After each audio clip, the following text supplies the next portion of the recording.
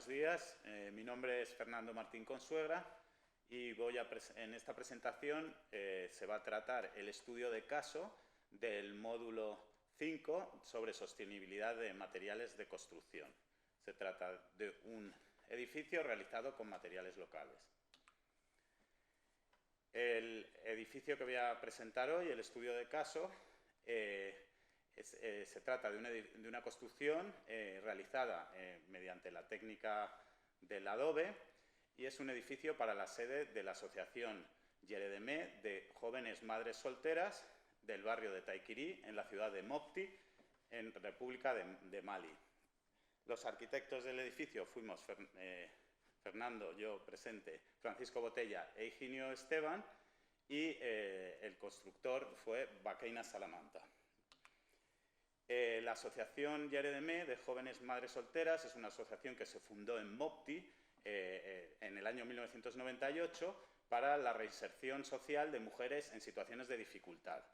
Se trata de una cooperativa de apoyo mutuo en el cual las socias participan en actividades de formación laboral y desarrollo personal y colaboran entre ellas en la organización de la asociación, el cuidado de niños y las actividades. El edificio se construyó en la ciudad de Mopti durante 7 meses en el año 2005 por encargo de la Asociación Yeredemé y contó con la financiación de la ONG Manos Unidas para la construcción y la diseñadora de moda Sibila aportó la parcela. La necesidad de construir el edificio surge porque estas mujeres llevan realizando su actividad ya durante varios años con cierto éxito en un local alquilado y el propietario del local, al ver que la asociación funciona y que es capaz de crear actividades generadoras de ingresos, pues sube el alquiler y empieza a extorsionar a estas mujeres para que cada vez conseguir más dinero. Entonces se les ocurre la idea de que para liberarse de esto, construir su propio edificio y apoyarse en la cooperación internacional para ello.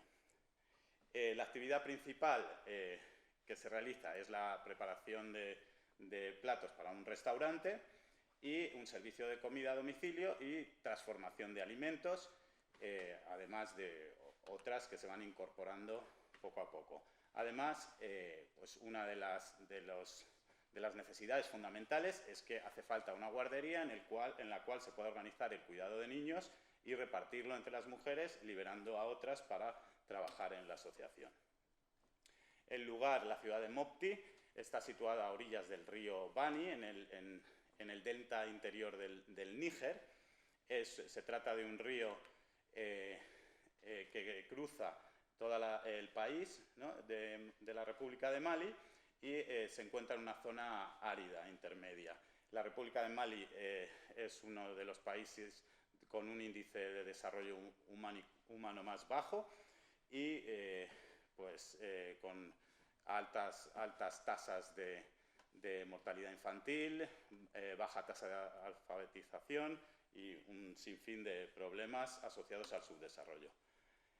El río Níger es el eje de toda la cultura y la economía del país, es el medio de vida y sustento para los habitantes y bueno, pues les aporta el agua, la energía, el transporte, se realiza a través del río, pesca, ganadería, permite la agricultura y también aporta los materiales de construcción. El flujo del río depende de las lluvias y tiene 2 estaciones, tiene una época seca y otra época húmeda en la cual crece enormemente su caudal e inunda las tierras más bajas, consiguiendo una fertilidad y que se pueda producir la agricultura. En el caso de la ciudad de Mopti, que aparece en la pantalla, durante la época seca se presenta como podéis ver en la imagen y en la época húmeda se inunda completamente, de manera que pasa a ser como una isla conectada por unos pocos puentes. La abundancia de materia prima y de mano de obra cualificada hace que los materiales de construcción se obtengan fácilmente del entorno más inmediato. La arquitectura de la zona está adaptada a las características de su localización y la construcción estructura la sociedad, sus diferentes oficios son realizados por pequeños negocios familiares. Esto es lo que nos impulsa a tomar la decisión de realizar el edificio para la sede de la asociación utilizando la técnica del adobe. Una de las labores de identificación del proyecto que realizamos fue visitar la ciudad de Yené, que es un santuario, patrimonio de la humanidad, en la cual está prohibido construir en cualquier otra técnica para poder precisamente conservar estas técnicas tradicionales. Se trata de un museo vivo de la arquitectura sudanesa. En esta ciudad de Yené está situada la Gran Mezquita, que es uno de los edificios más importantes del mundo, construidos enteramente en tierra cruda y que tiene unas exigencias de mantenimiento.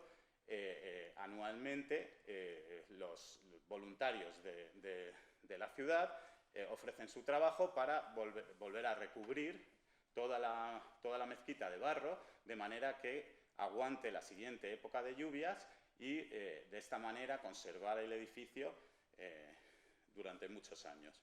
La mezquita se construyó en torno al siglo XII y es el monumento más sobresaliente de la ciudad.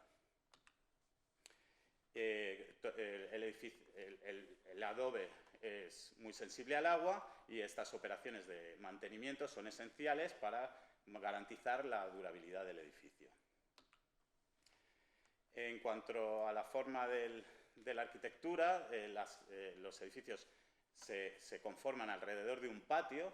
La arquitectura local es muy cerrada al exterior, con ventanas muy pequeñas hacia afuera y, en cambio, se vuelca hacia el interior, hacia patios arbolados y con vegetación para resistir las extremas condiciones climáticas exteriores. Esta arquitectura ofrece una buena respuesta ante el clima por la enorme inercia térmica que aporta el adobe y estos estudios de sombreado y esta forma de protegerse de la radiación solar. A pesar de que la técnica del adobe acumula un conocimiento de siglos, ¿no? Es una tradición constructiva milenaria que se hereda de padres a hijos y que se ha utilizado en las grandes mezquitas y en los edificios más emblemáticos.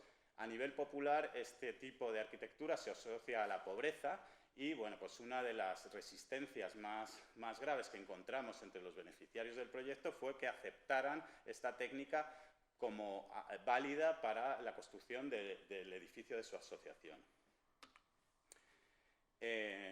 Otros materiales de construcción que se encuentran en la zona pues son la piedra, otros tipos de arquitectura. En la zona de la falla de Bandiagara, donde hay una importante falla geológica y es fácil encontrar la piedra. Existen otros edificios como estas estructuras nómadas que acompañan a los Peul cuando transitan o cambian de ubicación buscando el agua. Y voy a explicar ahora los materiales locales que encontramos y que utilizamos para la construcción. Los adobes se empiezan a construir en el momento en que termina la época húmeda, cuando se empieza a retirar el río y el aporte de arcillas que ha supuesto el arrastre durante la época húmeda permite excavar y obtener arcillas de gran calidad. Esta arcilla se mezcla con paja de arroz, que también está cultivado en el sitio, de manera que se consigue un material con una mejor resistencia a tracción.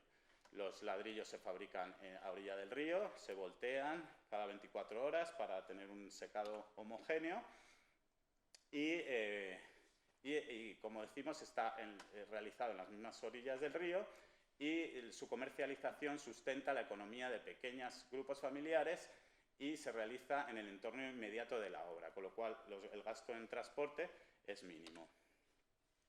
Otros materiales de construcción que se realizan con esta misma arcilla que aporta el río Níger, pues son estas baldosas de barro cocido a baja temperatura, se cuece en hornos manuales y que bueno, pues permite una cierta resistencia adicional a la humedad, y estos materiales un poco más caros los utilizaríamos para fortalecer ciertos encuentros o para suelos o lugares en que fuera a haber un mayor desgaste.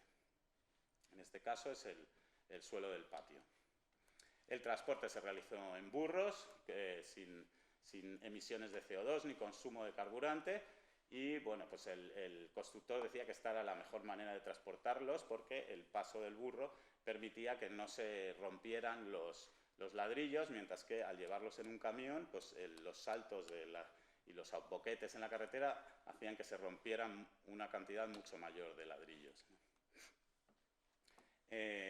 Entonces, bueno, uno de los condicionantes que tuvimos en la obra fue que había que empezar la obra justo al terminarse la época de lluvias, cuando se podía obtener la arcilla para fabricar los adobes, y debía terminar antes de que se produjera la siguiente época de lluvias. Luego teníamos 7 meses para terminar sí o sí, de manera que la lluvia no comprometiese ni pusiera en peligro la estabilidad del edificio.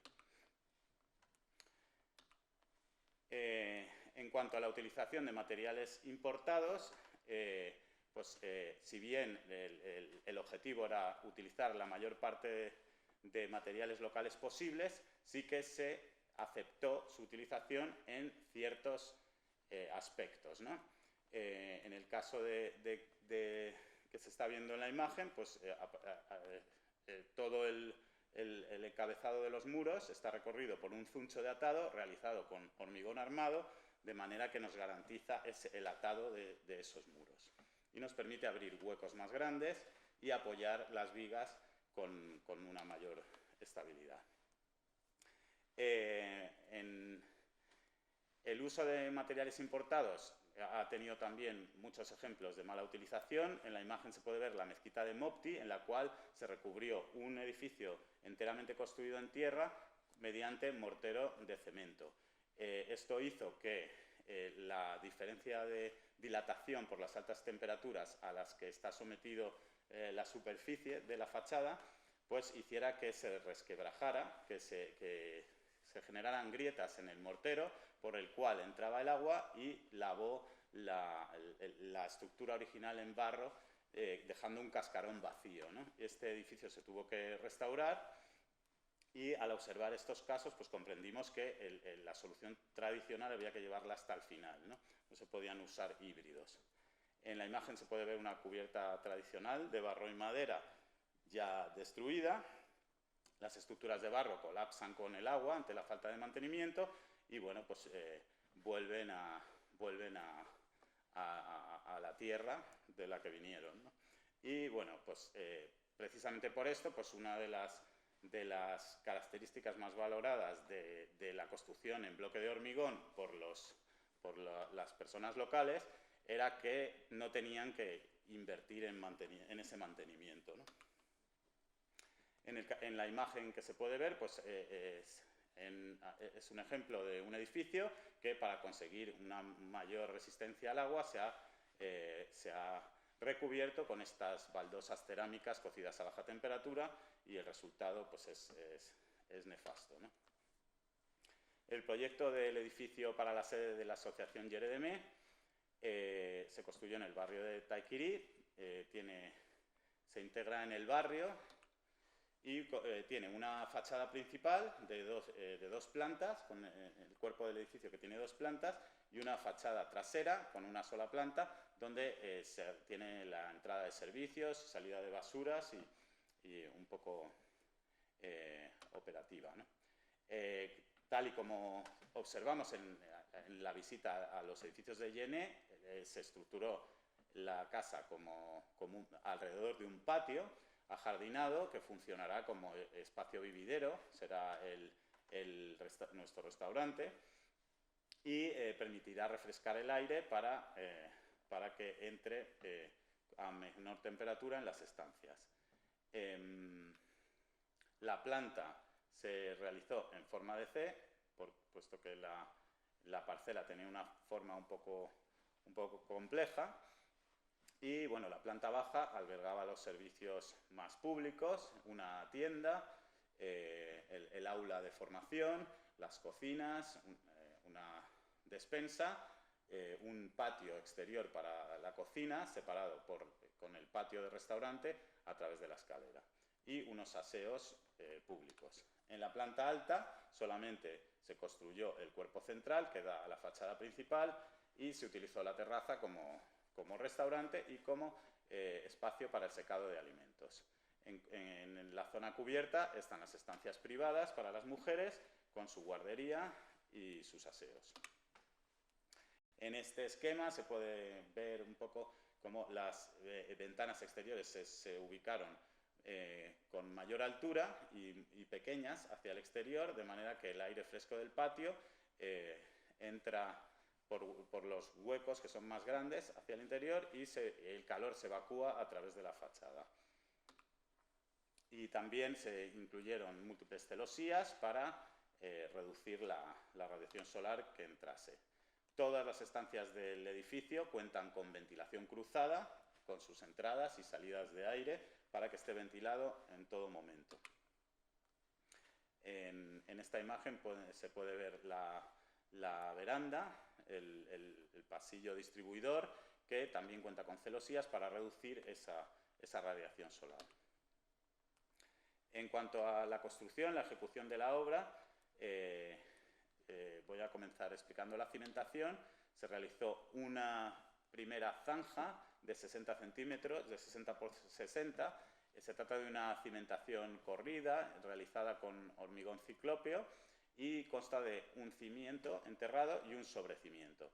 Los edificios de adobe tienen que tener una buena base de piedra a la que no afecte el agua, y elevarse sobre el terreno de manera que evitemos salpiqueos y la destrucción de la parte baja por el agua, ¿no? Este primer cimiento de 60 por 60 se realizó con piedras colocadas en vertical, de manera que evacúen fácilmente hacia la parte baja el agua, y vertiendo hormigón pobre, rellenando los huecos. A continuación se construye un sobrecimiento de 50 centímetros de ancho, un poquito más estrecho, y de 60 centímetros de altura, que ya se eleva sobre la cota exterior del terreno. Con esta medida pretendemos evitar que las inundaciones puedan penetrar en el interior del edificio. Este sobrecimiento ya se realiza encofrando y marca lo que sería el nivel cero, la base del suelo de todo el edificio. Una vez realizados los cimientos, se construyen los muros.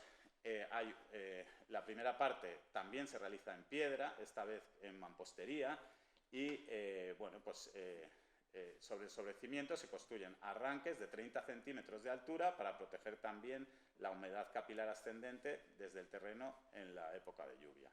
De esta forma, el arranque del barro, de la altura a la que empiezan a ponerse los ladrillos de adobe, está situada a 90 centímetros por encima del nivel medio de la calle.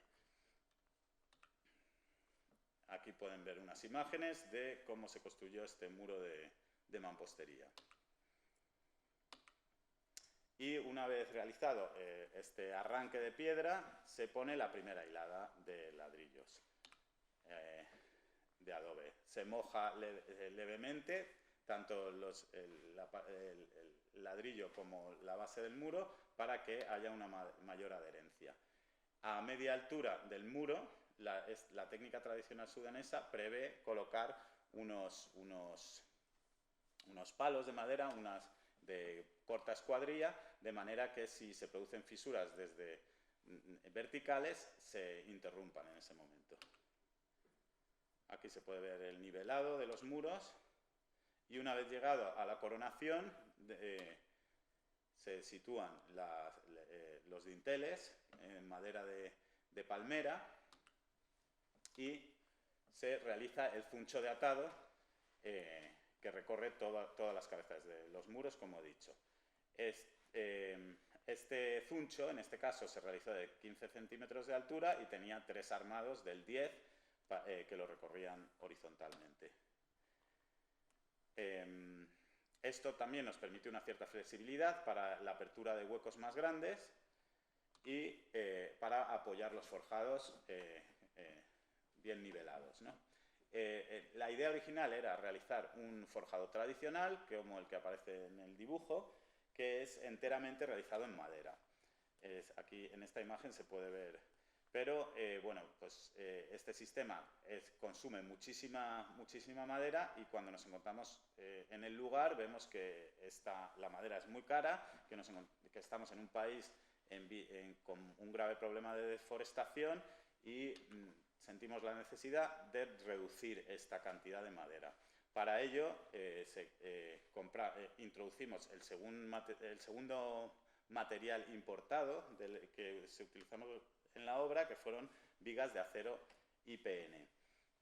Estas vigas permiten reducir la sección de la madera utilizada en los forjados, y al poderse hormigonar las cabezas aumenta la resistencia al vuelco de las vigas. Una vez situadas las vigas IPN, se cierra el forjado con maderas con menor escuadría, y posteriormente se cubren con barro. Aquí pueden ver la construcción de la escalera, que es prácticamente ciclópea. Y bueno, en cuanto a las fachadas y las cubiertas, lo que son los acabados se realizaron también enteramente en barro. La cubierta no cuenta con ninguna lámina de impermeabilización, y bueno, pues se realizó con arcillas expansivas, que es la técnica tradicional del local. Se coloca unas arcillas expansivas totalmente secas y se apisonan, y posteriormente se le da otro acabado, ¿no? Las arcillas expansivas hacen que en el momento en que haya lluvia todas las fisuras se cierren, y la cubierta cuenta con unos goterones para evacuar el agua, ¿no? unas gárgolas. En esta terraza, como se iba a utilizar para el uso de restaurante, sobre la capa de arcilla se instaló un pavimento de tierra cocida constituida por baldosas de barro artesanales. En el patio se realizó la misma solución. Y bueno, y en las cabezas de los muros pues se situaron pues algunas protecciones también utilizando hormigón.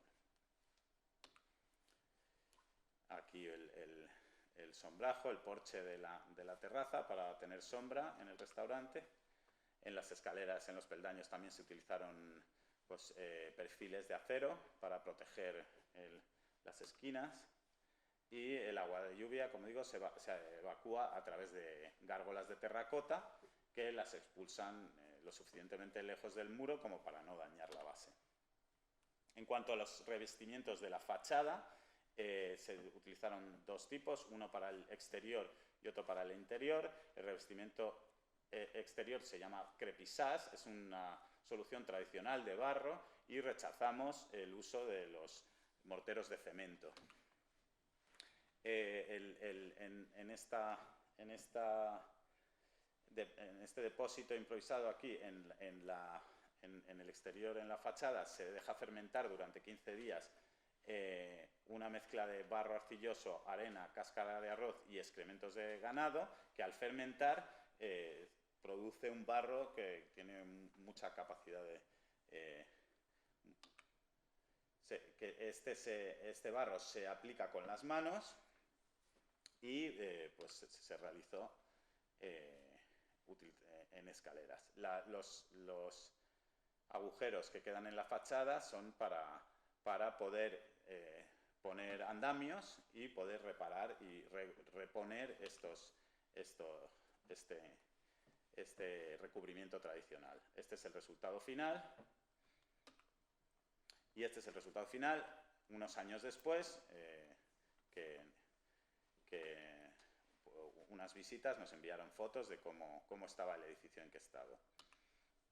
En cuanto a los revestimientos interiores, estos se realizan en dos capas. La primera capa es muy arcillosa y se aplica con la mano, aunque con menos calidad que en la fachada exterior, y una vez se ha se ha aplicado esa capa de arcilla, esta se seca y se fisura y se coloca una segunda capa utilizando la llana con una mayor cantidad de arena y que tiene que tener la cantidad exacta para que no tenga demasiada arcilla y no se fisure, pero tampoco demasiada arena, y de manera que al pasar la mano se disgregue el recubrimiento.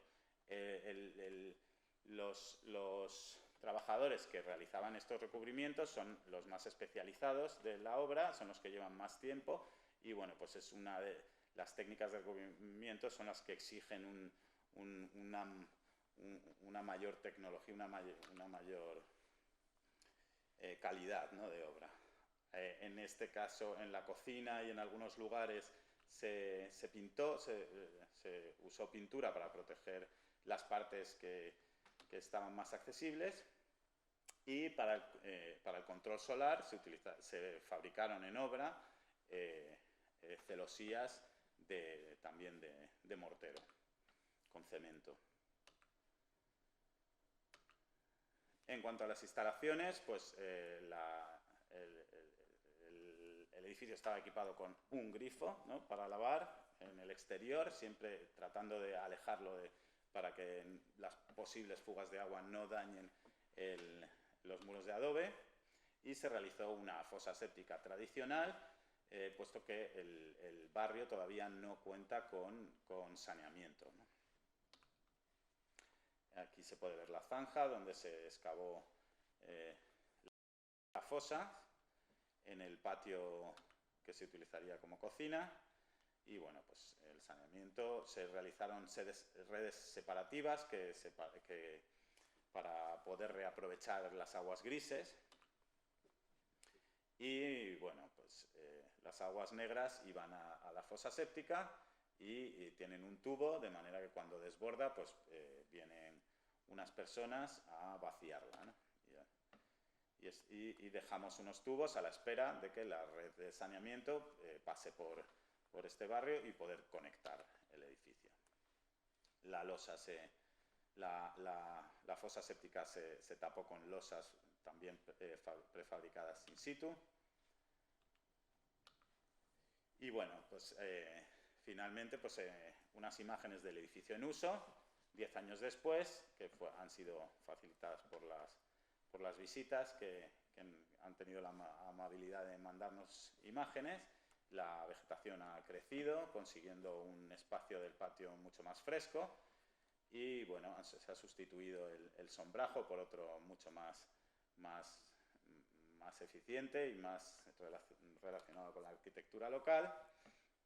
Y bueno, pues la asociación sigue. La situación ahora mismo en Mali es complicada, pero bueno, pues tenemos constancia de que estas mujeres siguen, el edificio se mantiene, y hemos contribuido pues a hacer que la imagen de los edificios de adobe pues se recupere, y que bueno, pues estas mujeres vuelvan a vuelvan a disfrutar del confort, del bienestar que se siente cuando habitas en un edificio de adobe, y bueno, pues ahora mismo no lo cambiarían por nada. Muchas gracias.